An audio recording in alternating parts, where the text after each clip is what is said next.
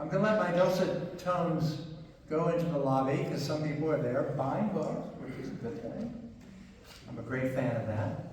Welcome to the Unitarian Society of New Haven and our ongoing authors talks. And what a pleasant and happy thing it is to have the author tonight be an actual member of our congregation. And what I heard earlier in the year, which I recommend highly. I just bought it 15 minutes ago, so I'm only halfway through.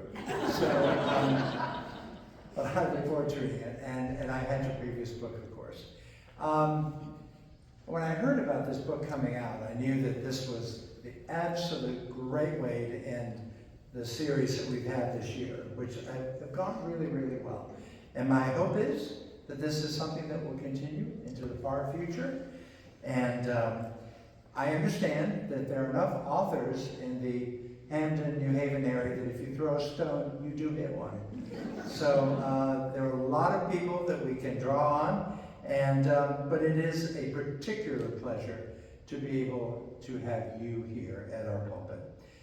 Tisa is a professor of American Religious History at Yale Divinity School, and I got to know her not only because of your membership here, but because of your work with Unitarian Universalist students, which is very appreciated.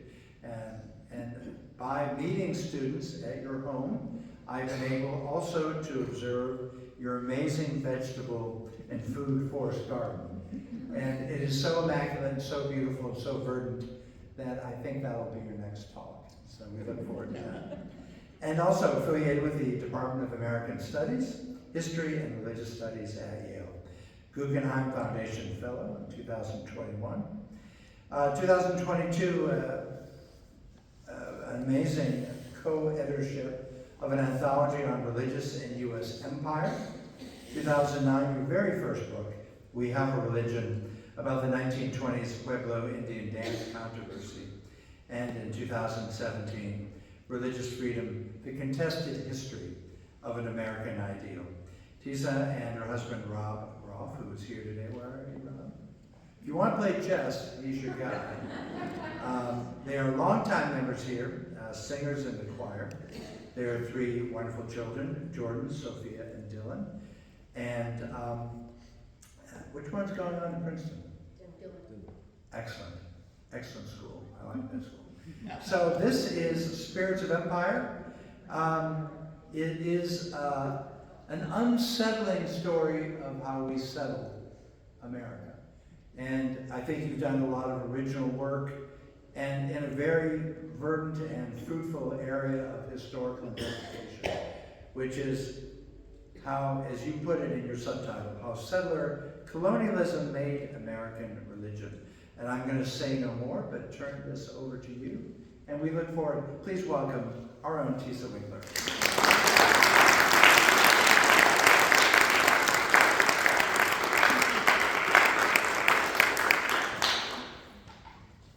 Thank you so much for that introduction, and thanks also to Jesse and to Sharon McLean for getting possible features here with the books. And thanks to everybody who made this event possible. Can you hear me now? Yeah. Great. Thanks. And thanks to all of you for making the time to be here. It's so fun to look out and feel like here we are at USNH and you all feel like family to me. So what an honor to be here giving this talk.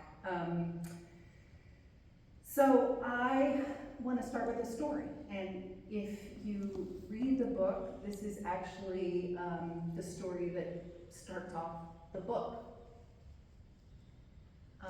In the early 1790s, white settlers moving west from places like Connecticut posed a new threat to Native American nations of the Ohio River Valley and the southern Great Lakes region. The upstart United States had just defeated the British Empire in a war fought in part because its settlers believed they should be able to move west freely onto native lands. The Declaration of Independence had referred to Native people as savages, bloodthirsty savages, and denounced the British policies that had outlawed white settlement beyond the Appalachians. Ever since the United States won its independence, its army kept pushing west to attack Native communities and clear the way for white settlers to seize their lands. Native American leaders knew that they had to act. In November 1791, they called a meeting to strategize. They called themselves the Confederated Indian Nations, representing the related Anishinaabe nations of the Ojibwe, Odawa, and Potawatomi, along with Miami, Lenape, also known as Delaware, Shawnee, Kickapoo, Wea, and Piankeshaw Indians. One of the leaders at this meeting was Gushkusagwa and Okima, which is a headman or chief of the Odawa Nation in western Michigan. This is not Gushkusagwa. I don't have a picture of him. This is Pontiac, who was also Odawa and was the leader of a similar alliance a generation earlier that fought the British. So Gushkusagwa, when he rose, here's a part of what he said. This is from my original primary source. Chiefs, warriors, and friends, listen. Can you believe me? Can any of you believe what I'm about to tell you? Many of these white people, my friends, have an opinion called religion, which they inculcate on the minds of their children, that they please God by exterminating us red men, whom they call heathen. I know not, my friends, what this name means, but I am sure the great and good Spirit who made and governs us cannot be the God that these white men talk about so much. Or they have very wrong notions of him. This sentiment of theirs has, however, cost many of our relations their lives. And they who murder with this sentiment will lie to find an excuse for that murder. Gushkusagwa's speech echoed the words of many earlier Native leaders who had pushed back against European claims by insisting that God, or the Great Spirit, had given this land not to Europeans, but to Native people. The white men should have stayed on the lands God had given them, Gushkusagwa said. As far as he could see, they had brought only, quote, vice, not a single virtue, to this land. He saw no reason why Native nations should bend to their demands. He urged his audience to look east, again, to places like Connecticut, where the 17th century Pequot War and the systemic violence that followed had devastated Native American populations, for a foretaste of what would happen to them in the Ohio River Valley. He said, view the country which your deceased, massacred relations occupied in peace, extending more than 100 days' journey along the seacoast. Do you even see a single town within this immense extent occupied by red men? The United States now claim to own half the continent by right of conquest. But no matter how many papers its agents might produce, whatever they might say to justify their rule, Native people knew that it was all a legal fiction. Even if the United States had defeated the British in the recent war, the British had never owned the land in the first place. The only way for Native Americans to prevent the theft of their lands, he said, was to stand up and fight while they still could. Gushkusagwa, in this quote, describes religion as an opinion that belonged to white settlers, not to Native people. As far as he could see, their claims regarding their Bible and the God they followed had nothing to do with indigenous ways of being and doing in the world. Nor did white Americans describe Native practices and traditions with the language of religion. They called Native Americans heathens, as Gushkusagwa pointed out, and they invoked the authority of their God and the power of their religion, Christianity, to justify violence against them. He took direct aim at the conflation of whiteness and Christianity that helped justify a violent conquest. He knew all too well that most white settlers in the newly independent United States already believed they had a God-given right to indigenous lands in the West. The God of the white man was not the Great Spirit, whose gifts had sustained Native people for generations, but rather a legitimating force for a rising settler empire. Now, the story that is most often told about the history of religion in the United States starts with the Pilgrims and the Puritans. This is John Winthrop, or rather a 19th century romantic depiction thereof. And I think many of you will have heard this story. As the story goes, these fabled seekers of religious freedom gave rise to the evangelical revivals of the 18th and 19th centuries, often described as the sources of a new, dynamic, and more fully democratic Christianity.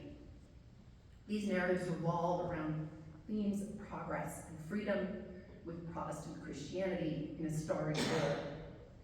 And parenthetically, this part isn't in the book, but for you guys, we Unitarian Universalists like to tell a related story. In our version, the Unitarians and Universalists break free from the strictures of Christianity entirely to shape an even more expansive freedom. In these stories, Native Americans, the original inhabitants of this land, who in the early 19th century still controlled the vast majority of the North American continent, are barely visible except as objects of missions, or as sadly, inevitably disappearing traces of a supposedly primitive and heathen people.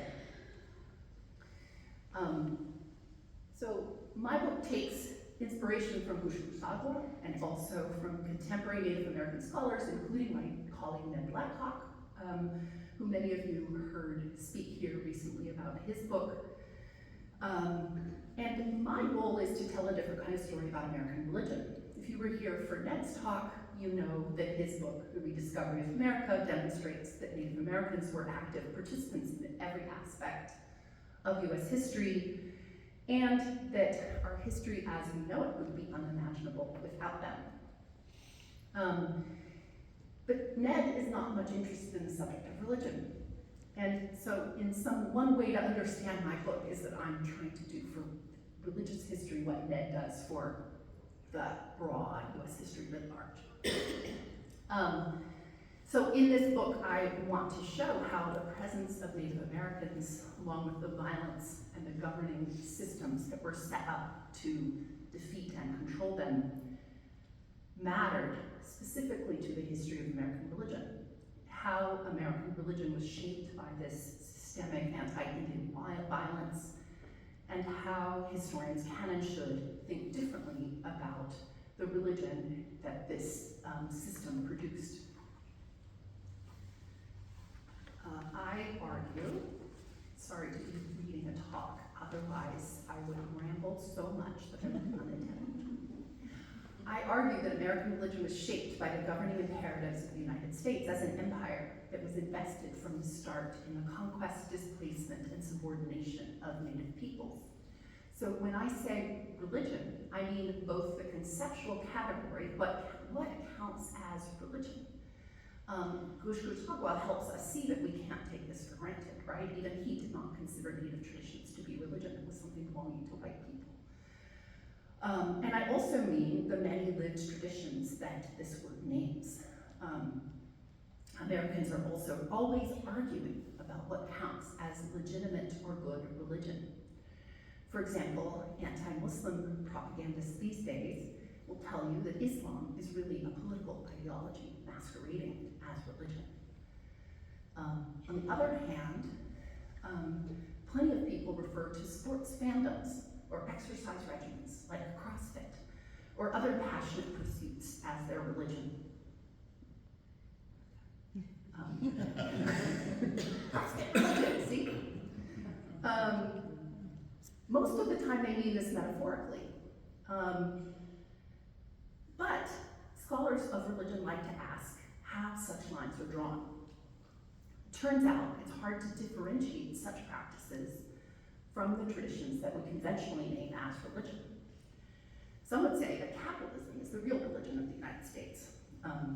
If by religion we mean the ideologies and practices that organize our lives. But if we define religion narrowly enough to exclude things like CrossFit and capitalism, often by insisting in our definition in belief in some sort of God or spirits, then And we also end up eliminating traditions that most people conventionally do consider to be religion, such as Buddhism or, say, Unitarian Universalism. This sort of definitional quandary is part of the fun of religious studies and nerdiness, an introductory exercise in a lot of college classrooms in religious studies. But in my own work, instead of trying to refine this sort of definition and find out how we really should define what religion really is, I've been more interested in the question of how other people, past and present, how the subjects of my research draw their own boundaries around what counts as religion. What should count as real religion? What difference it makes to them and to those around them when they do draw such lines, right?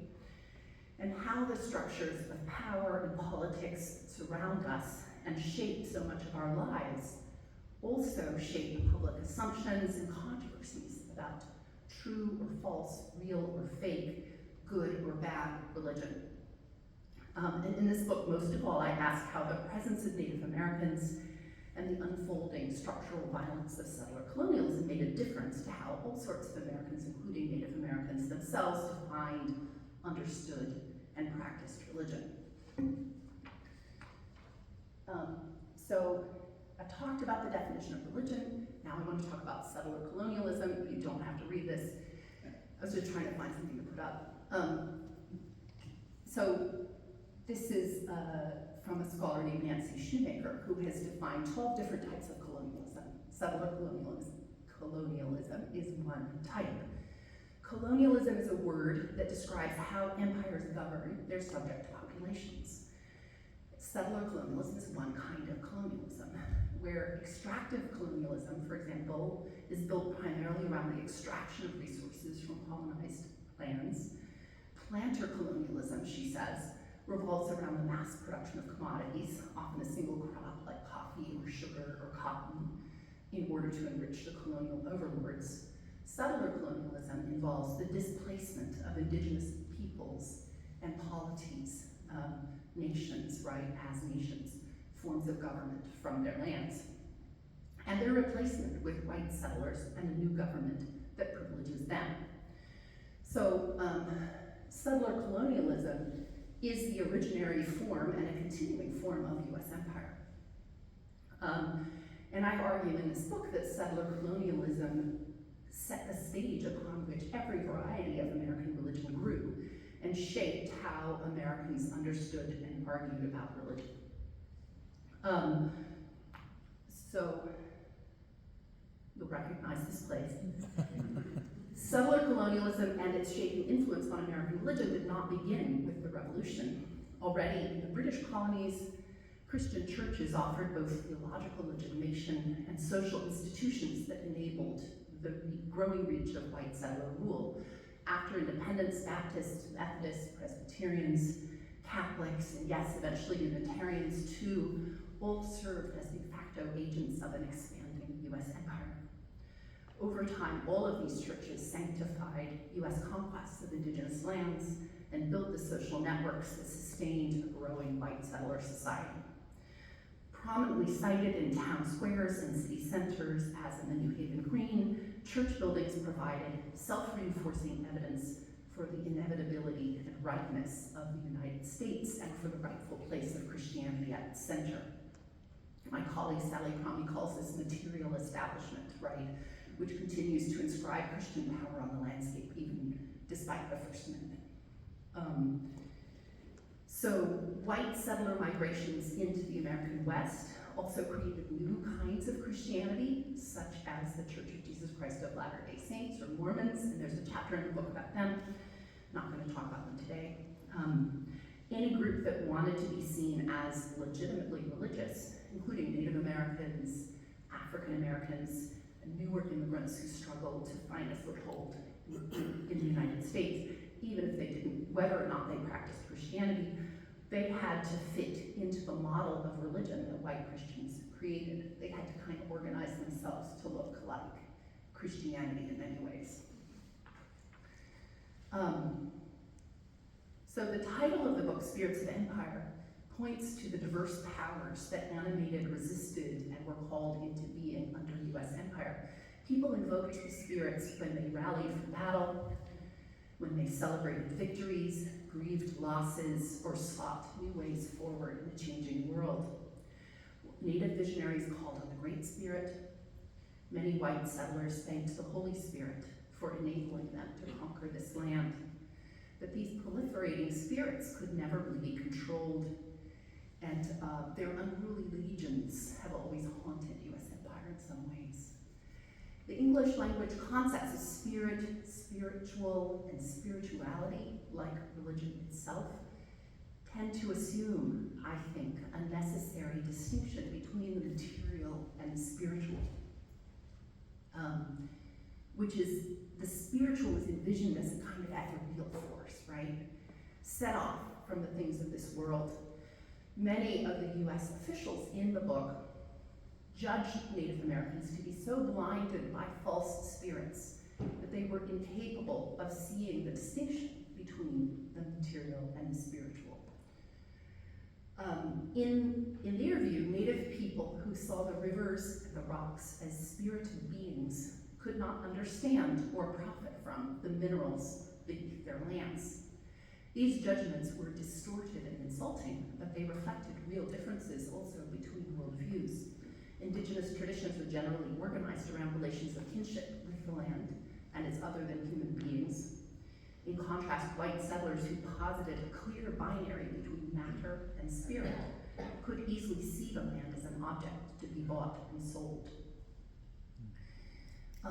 Settler ideas about the spirits, part of a larger cluster of concepts about religion and what counts as religion, and what religion is supposed to do. Thus, in my analysis, served the interests often of settler colonial rule, which is another way of saying what Ushkusakwa said in the opening quote that I gave.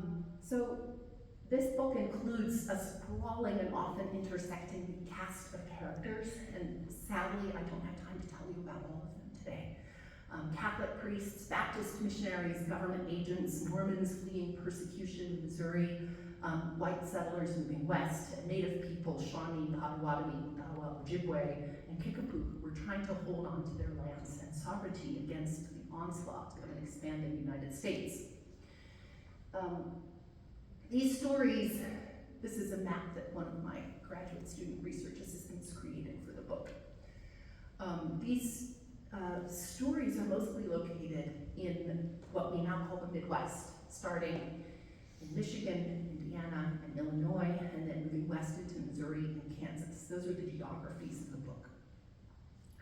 I decided to start with the region that people at the time called the Northwest Territory, in part because scholars of American religion have given it so little attention. So there's a lot of stories that are unfamiliar, right?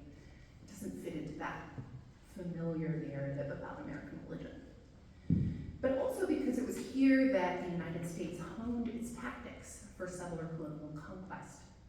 After the War for Independence, Baptists, Methodists, Presbyterians, and Catholic churches all more or less supported the United States as a new kind of settler empire and facilitated the process of conquest and settlement.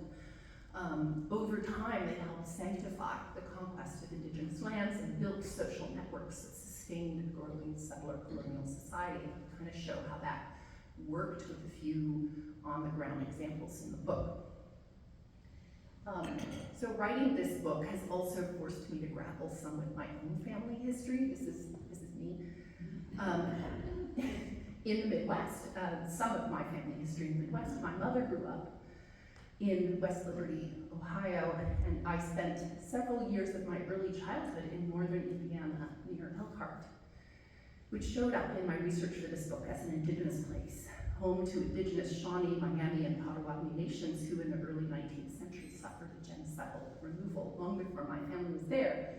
But this is like a tourist map of Indiana that really leans into the frontier pioneer mythology, that somehow the Midwest has this sort of frontier pioneer mythology at the same time that there's a real erasure of Native histories and presence. I grew grew up regularly visiting friends and relatives in Ohio, Indiana, southern Michigan, and Kansas, but I recall no mention of this violent history, of the indigenous histories of these places. Why is it called Elkhart?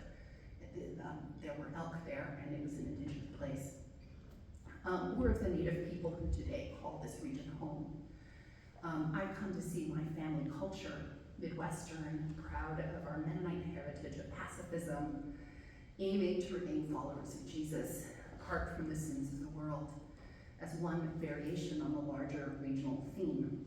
I think Midwestern culture describes a particular kind of white racial innocence. And this book moves towards unsettling its many erasures. For the rest of my time today, instead of telling you more about the white settlers and their religion, I want to tell you more about how some Native Americans adopted and reinvented Christianity for themselves, and how, in some cases, they redefined their own ancestral non-Christian traditions as religion in order to survive within the constraints of this expanding settler empire. As Native Americans were struggling in the Midwest and Northwest Territory in the 1820s and 1830s to defend their land and their nations against the expanding settler empire of the United States, many Anishinaabe in the Great Lakes region, including the Odawa Gushawas people, along with Potawatomi and Ojibwe, these are important nations in the book, they began to claim the idea of religion as a kind of protective mantle, right? If you can claim religion in the United States, you kind of get some prestige, moral authority. So there was an Odawa, 19th century Odawa historian named Andrew Blackbird, this is he, who wrote a book called The History of the Ottawa and Chippewa Indians of Michigan in 1887. Blackbird described how the Catholic religion was introduced among the Odawa. He did not mention the long history of French Catholic missions in the region. Instead, he began with an Odawa man named Andowish, who had lived for some years near Montreal and had become a Catholic there. When Andowish returned home to Waganakising, also called Aracroche, which is located where Harbor Springs is in northern Michigan.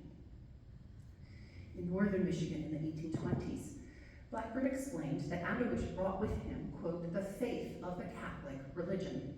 With the help of some mixed descent relatives on Mackinac Island, they asked for a priest from Detroit to come visit them in Waganakising. But his visits were always few and far between.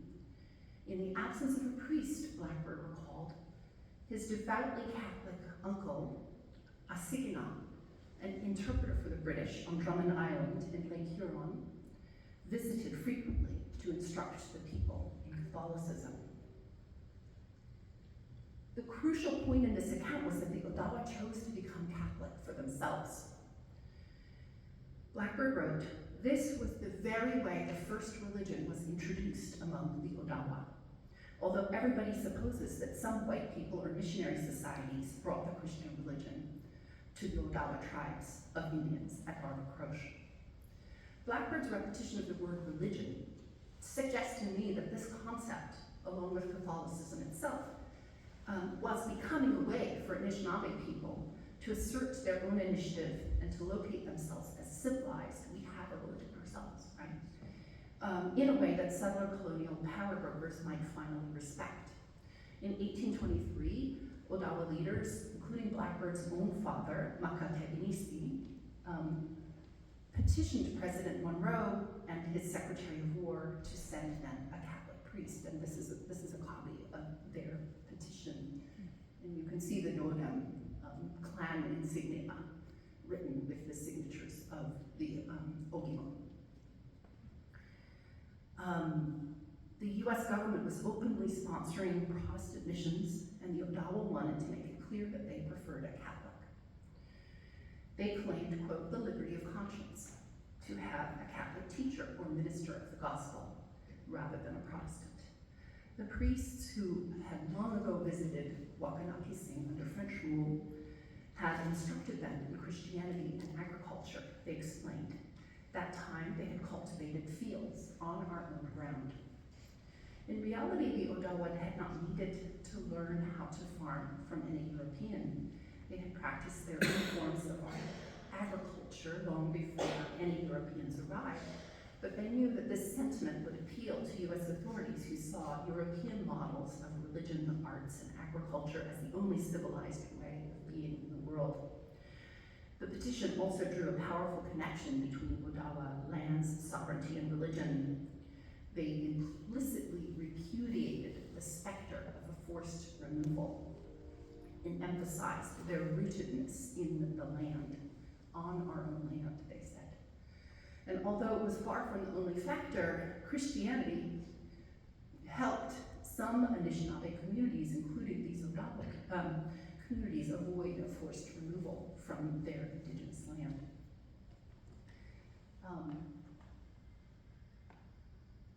This is a Siganon who was the Odawa leader who had gone to Montreal and served as a catechist. You can see the cross on his forehead. Anishinaabe leaders made their own decisions about allowing missionaries or any other newcomers into their communities. Some rejected Christianity entirely and began to conceptualize their own indigenous traditions in the language of religion. A little more about that in a minute. Others found value in what the missionaries offered and cautiously invited them in.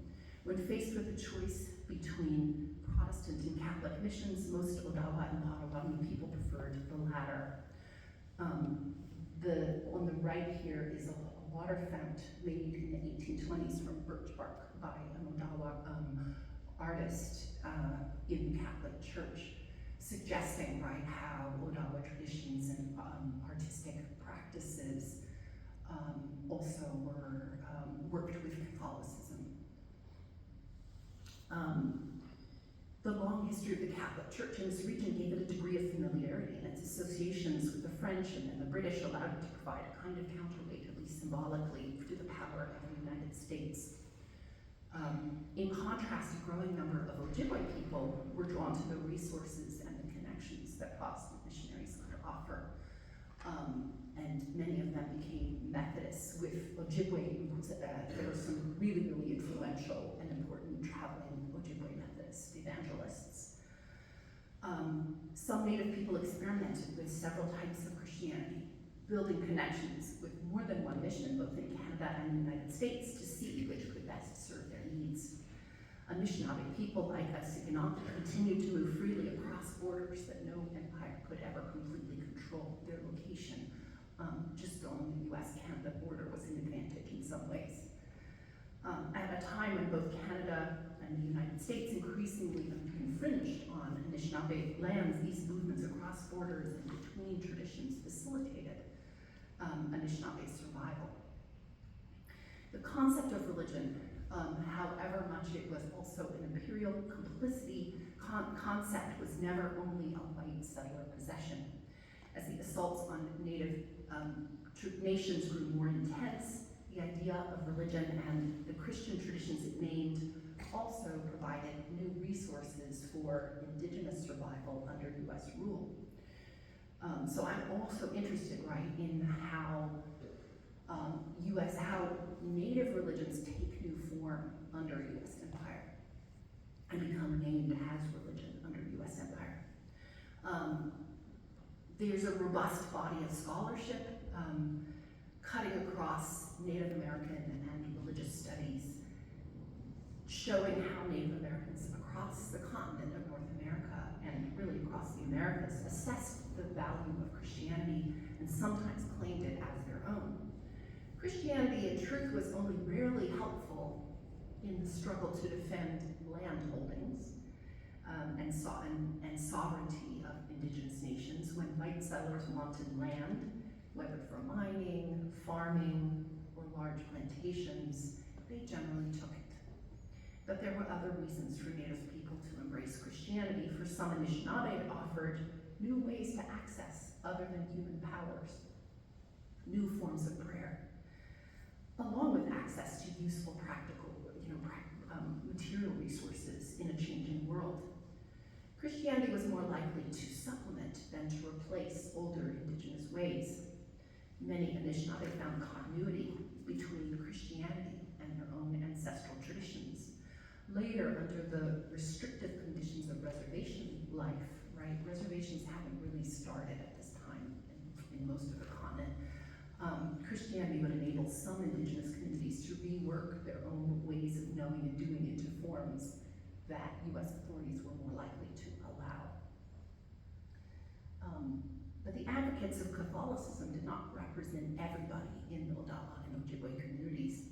Traditionalists who wanted nothing to do with the church challenged the decision to invite a priest to Waganapising. A dozen years earlier, many people in this community had joined Tenpatawa and Tecumseh in their fight against the United States. That was 1811, before the War of 1812. Now they diverged on how best to move forward under U.S. rule. At least half of the community remained committed to a vision of an indigenous future free from any white man's religion or any outside rule. Many of those who did join the Catholic Church also continued to practice indigenous ways that the priests considered savage or heathen, and the priests burned objects like this. The priest Pierre Dijon, who arrived at Waganapising in 1829, sparked outrage from the Odawa community when he burned several bags of medicine containing dried birds and weasels, materials that are associated with the Anishinaabe Nidewiwin, sometimes called the Medicine Society. For many Odawa people, these medicine bags and their contents were not inert objects, but living beings with the power to act.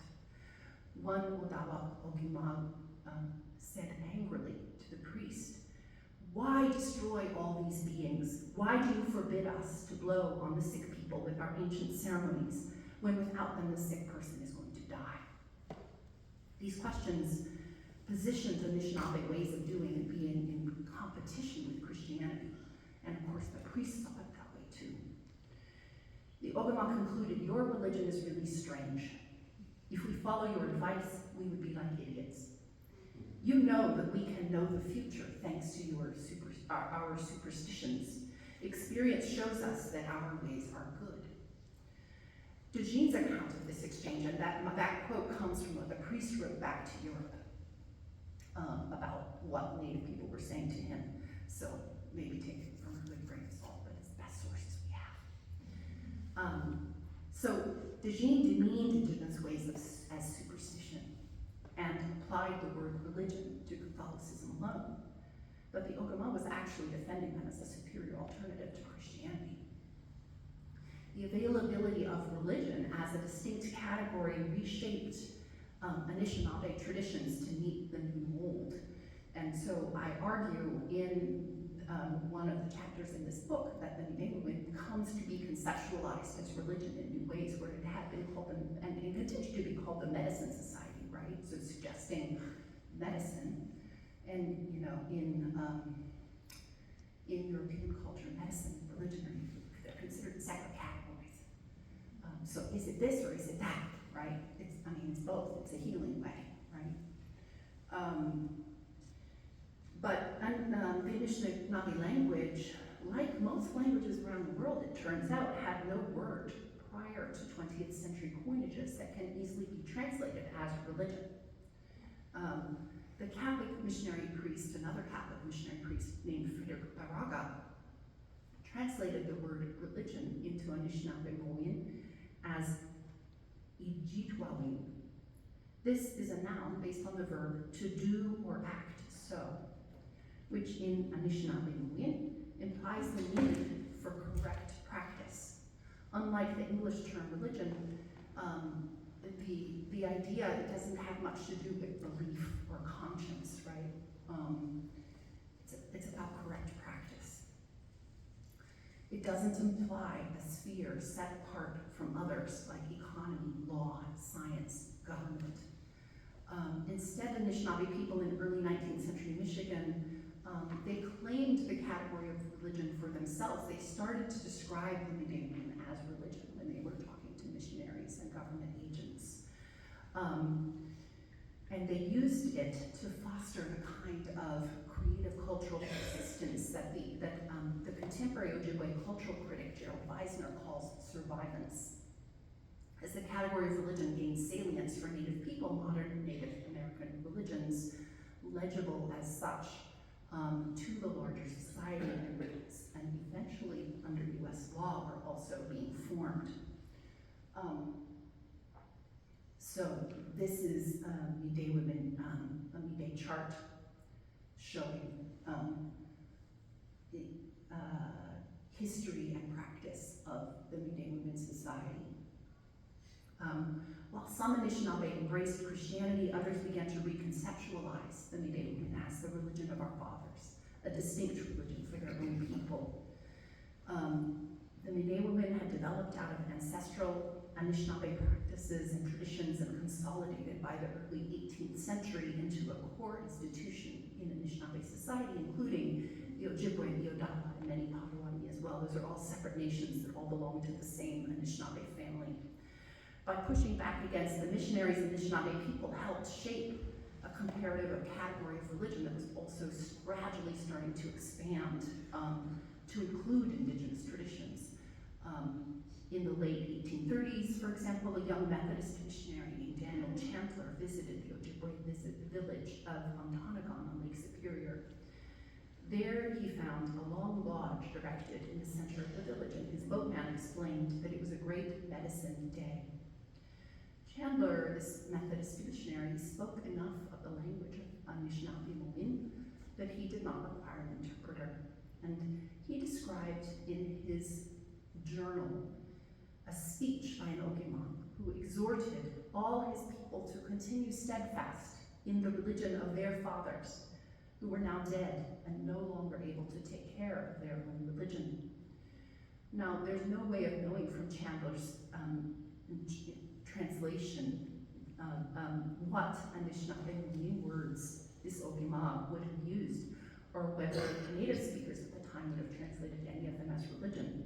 But it is clear that this Ojibwe leader, who was saying, continue steadfast in the religion of your fathers, he was exhorting in his people to stay the course in the presence of the Methodist missionary, to continue practicing the Mide women rather than the Christianity that the missionaries offered. It's equally evident that the missionary Chandler, listening to his speech, was forced to respect the dedication of the Ojibwe to what the missionary at least now described as their religion. Another historian named Christopher Vesey has argued also that the Mide women in this period became a tribal religion that provided the Ojibwe with national pride.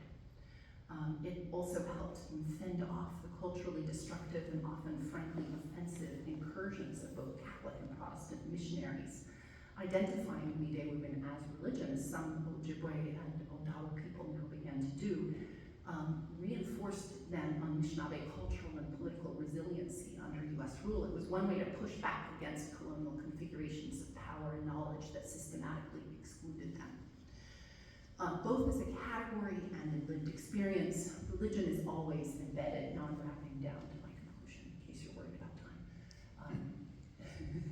time. Always embedded within larger systems of power. I argue that settler colonial logics shaped what most white Americans considered to be legitimate religion. The events described in this book occurred long before the expansion of federal power that followed the Civil War, right? This is a completely early national story, antebellum. After the Civil War, the colonial machinery of governing Indians would become ever larger and more intrusive. In that later period, Native people would increasingly claim the mantle of religion for themselves as a way to defend themselves and their traditions, which were tagged by colonial authorities as savage, heathen, or barbaric from direct suppression by the government. Some of my earlier work in my first book, for example, shows how the category of religion gained salience for the Pueblo Indians of New Mexico in 1920. In my second book, I looked at a little earlier period of Native people in the Great Plains in the century started to use the category of religion to name their own traditions. So in this book, I found that moving east into what we now call the Midwest, among Anishinaabe nations, Native people already in the early 19th century were beginning to name their own traditions as religion, claim that category for themselves. Putting these histories together helps us see how the concept of religion became newly relevant to different indigenous people as the impositions of settler colonialism became especially acute for them. Well, within the limits of this settler colonial empire, the reconfiguration of Native American traditions, including Christianity as a Native tradition, right, as religion, for Native people to claim the term religion for themselves, also helped to mediate indigenous survival. So I did not want, although there's a lot about, you know, the complicity of Christianity and imperialism and empire here, I didn't want this book to only be about unmasking religion or unmasking Christianity as only a kind of handmaiden to empire. I think we have to think beyond simple oppositions between a supposedly kind of unitary religion and its sort of categorical others. Science is rational, religion is superstitious, religion is violent, you know. I think all of those binaries are a problem. I don't think it's helpful to see any specific religion or religion in general as either inherently liberatory or automatically oppressive. But at the same time, it's not enough to recognize complexity or celebrate diversity without acknowledging and addressing the relations of power that formed this history and continue to structure American life. Kind of celebration of complexity and diversity can have the effect of redirecting attention away from histories of domination and violence. In the name of religion, it is true, white Christians from the 19th century and before, up to the present, have claimed divine blessings for US imperial expansion.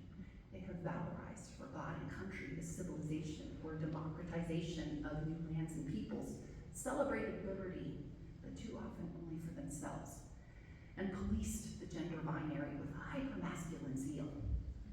They have identified certain lifeways as sacrosanct, with special status under the law, religion. At the same time, when those in power find it convenient to do so, things labeled religion can be cordoned off as irrelevant to the real world.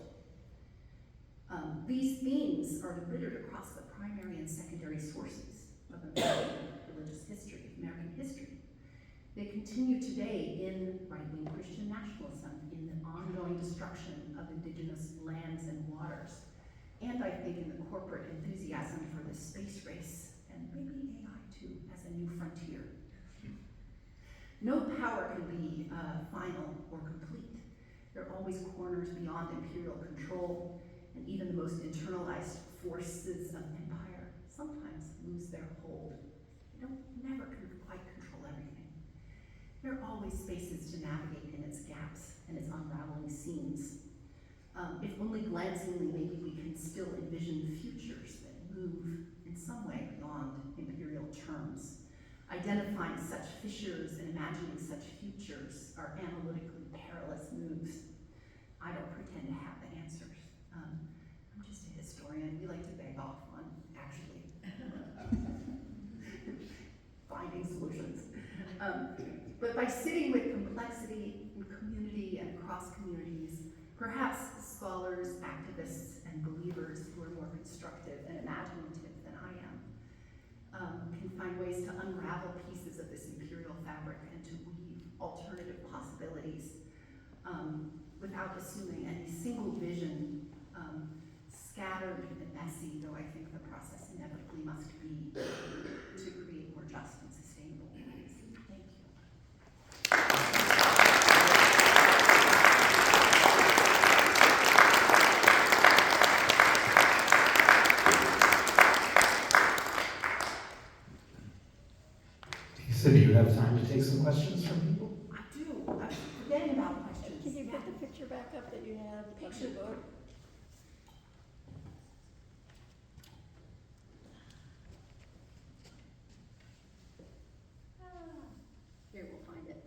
this canyon.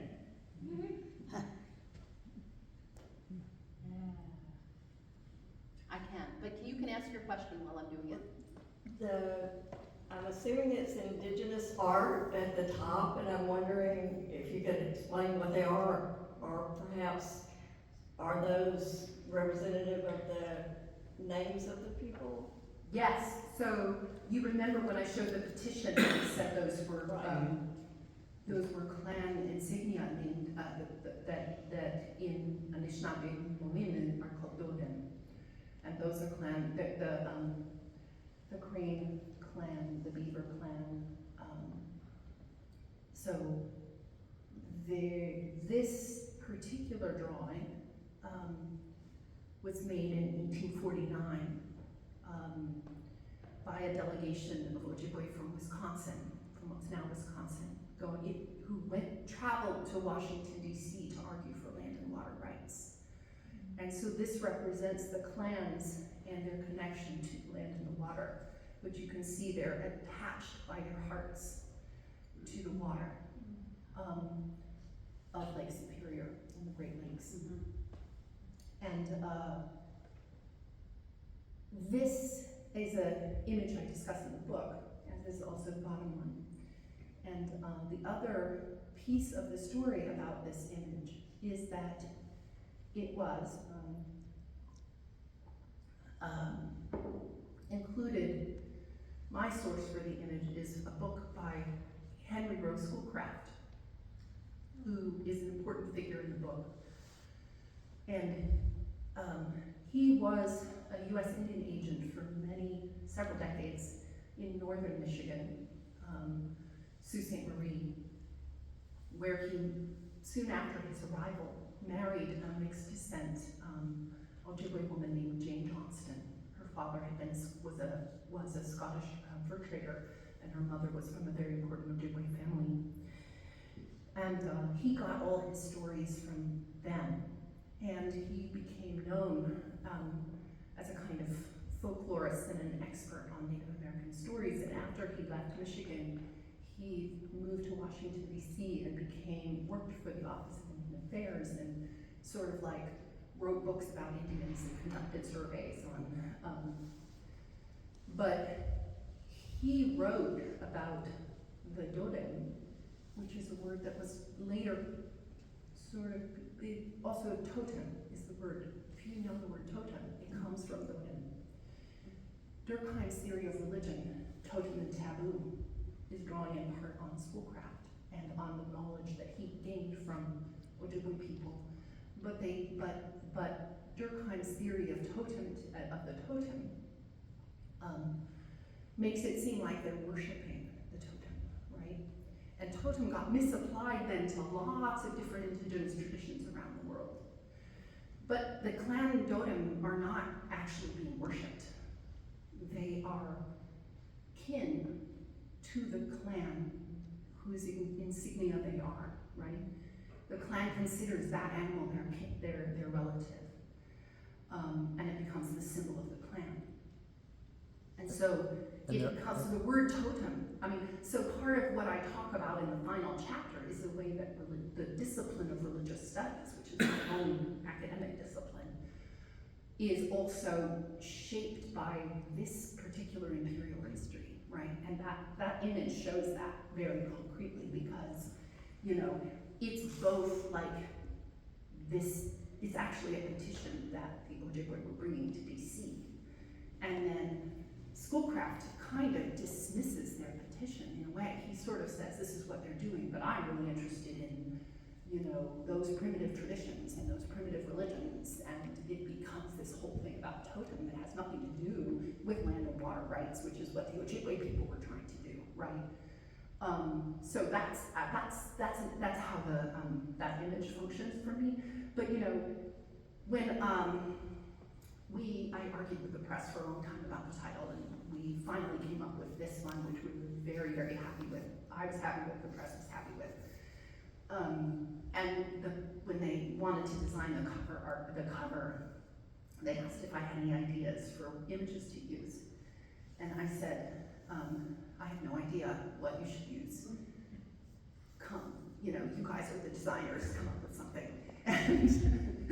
And I said, but there are some good images in the book if you want to use any of them. And this is what they did, and I was thrilled with it. Because I also think, so the bottom image, which you didn't ask about, and this is a much longer answer than you wanted, but you can tell I was just like so excited to talk about the cover. The bottom image is Westport, which was later folded into Kansas City, Missouri. And it was an important stopping off place for settlers moving west across the Missouri River. And the guy who ran a lot of those businesses serving those settlers moving west was the son of one of the missionaries in the book. So Isaac McCoy, the Baptist missionary, the Baptist mission station to Indians when they moved their mission west from Indiana to Kansas was located right here at Westport. And so then it becomes the hub of a new settler city, and his son becomes the founding father of Kansas City. But I like the images counterposed to each other as a way kind of also to think about different relationships to water and land. And I think the tone, this sort of imagery of this bottom picture, which is a 19th century artwork depicting Westport, has echoes of kind of manifest destiny, right? Like the progress comes with the steamship. You've got the rays of light shining down on the town. Progress is coming to this land. It's a very kind of manifest destiny frame, I think, although it would be even better if there were like a church in the picture, but there's not. It's okay. Two other questions. It's wonderful. Thank you very much. I'm wondering though, maybe you said something about it and I missed it, but the different native peoples over North America, did they get into debates and arguments about the sort of religious leaders and what they meant and what they wanted and how they should act? Yes, they did. And in fact, the community I was mostly talking about, Waganaki thing, this Udawa town, right, in northern Michigan, where Harbor Springs now is. Some of, as I said, they invited in, right, and Andrew Blacker told that story of how they invited the Catholics into their community, but there were other members of that community. You know, the community was split half and half. Half of them wanted nothing to do with the Catholics. And so actually the Catholics ended up splitting off, moving, creating a separate town. Because, and this is part of the story when I talked about the priests burning the medicine bags. You know, Midewiwin priests were not happy about having their medicine bags burned, right? So there was a big conflict within the community about what would be most advantageous to them. And I've seen that in my research on, you know, in other parts of the, a similar story played out, you know, in my first book on the Pueblo in Mexico. There are some who embrace Christianity, sometimes see it as replacing their indigenous traditions, sometimes see it as entirely compatible with, that these are different ways of worshiping God. You hear many Native people say that. And others who say, no, this is the colonizers' religion, we want nothing to do with it, we have our own religion. Big arguments about what is most advantageous for their people moving forward. I mean, sometimes that's phrased in, you know, what you might think of as religious terms, like which power is most efficacious for us, spiritually and in every possible way. And sometimes you'll hear it phrased more pragmatically, like if we become Christians, we can get benefits from the government, you know, and that's going to be the best, and you know, that's going to be the best way for our people to survive moving forward. And others saying, no, you're selling out, you know, we don't want nothing to do with that. We're going to stand our own ground. big arguments everywhere. And I don't know of any human community that doesn't disagree about how to move forward, you know? Yeah.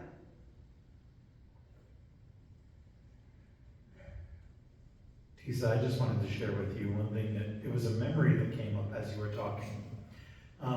When I was probably about 18, 19 years old, I interned for a little while, volunteer internship in the Tampa, St. Petersburg, Florida office of the American Indian Movement. And the main organizer there, his name was Sheridan, and he said something to me one day that I kind of thought about, and then it just came back to me.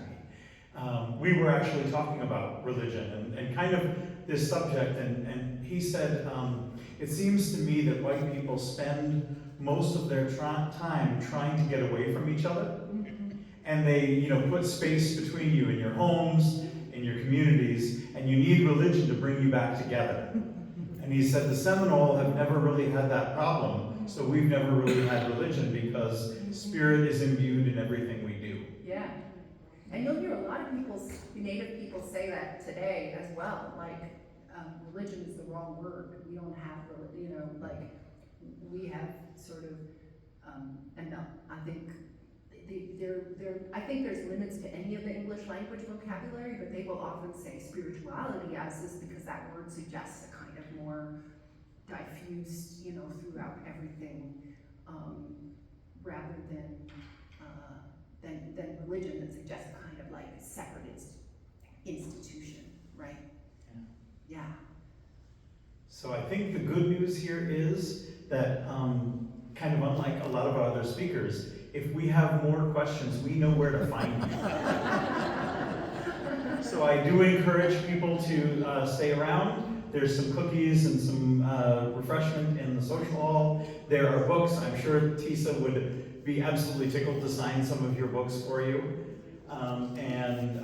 Let's make our conversation a little bit more informal at this point. And once again, Tisa Wenger. Thank you.